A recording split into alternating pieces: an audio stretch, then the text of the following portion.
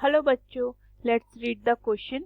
So the question says, if the length of a rectangle is decreased by 20%, then by what percent should the width be increased so as to maintain the same area? So the key concept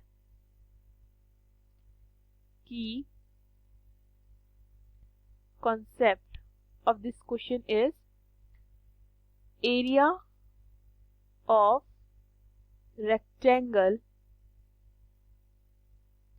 is given by length into breadth।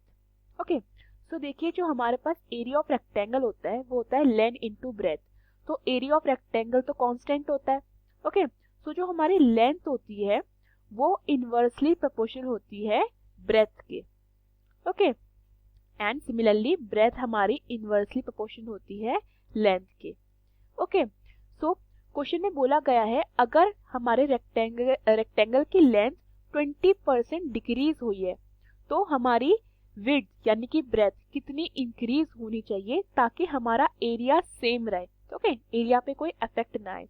सो सबसे पहले तो मैं 20% निकालती हूँ in fraction. सो 20% मेरा जो length है वो डिक्रीज हुआ है। सो 20% का मतलब क्या हुआ, 20 अपॉन 100। ठीक है, 0 से 0 कटता है तो ये आता है मेरा 1/5, यानी कि मेरा 1/5 ऑफ द लेंथ क्या हुई है, डिक्रीज हुई है। क्लियर। सो सबसे पहले तो मैं एक काम करती हूँ, initial and final length and breadth लिखती हूँ। देखिए लेंथ जो थी मेरा रेशियो क्या आया था 1/5, यानी कि अगर लेंथ मेरी 5 थी, ओके, देन वो अब 1, देखिए 1 डिक्रीज हुई है। ठीक है, सो 1 जब वो डिक्रीज हुई है तो अब वो कितनी हो गई है, 4। ओके, अब मैंने क्या बोला था, मैंने ये बोला था जो लेंथ होता है वो हमारा इनवर्सली प्रोपोर्शनल होता है 1/b, यानी कि ब्रेथ के इनवर्सली प्रोपोर्शनल होता है। सो जो ब्रेथ होगी मेरी वो, इसका मतलब ब्रेथ मेरी 4 हुई होगी इनिशियली। अब कितना इंक्रीज होना चाहिए ब्रेथ को, ओके, देखिए यहाँ पे ये 1 यूनिट डिक्रीज हुआ है तो मेरी ब्रेथ यहाँ पे 1 यूनिट बढ़नी चाहिए, यानी कि 1 यूनिट बढ़ेगी तो ये 5 बनेगा। ओके, ये मेरा प्लस 1 यूनिट हुआ